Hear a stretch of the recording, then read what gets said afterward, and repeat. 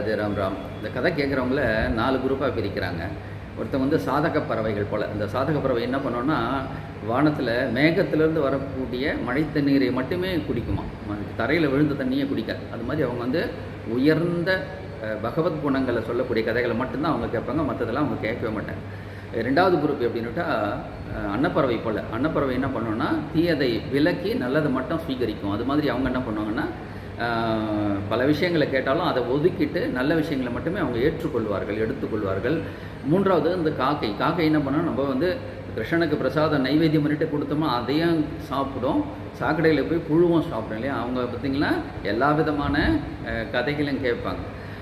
4வது வந்து பார்த்தா அந்த கொசு இருக்குது பாருங்கள், அது என்ன பண்ணும், அவருடைய பசுவனுடைய மடியில் போயிட்டு அதனுடைய காம்பில் போயிட்டு கூட அது கடிக்கும். அந்த இடத்துல பக்கத்துலேயே பாலே கிடைக்குது, ஆனால் அந்த பால் அது சாப்பிடாது, அங்கே போய் கடித்தாலும் ரத்தத்தை தான் அது சுவைக்கும் இல்லையா. அது மாதிரி தீய கதைகளையே ரசிக்கக்கூடியவர்கள்னு ஒரு குரூப்பும் இருக்கான். ராதே ராதே.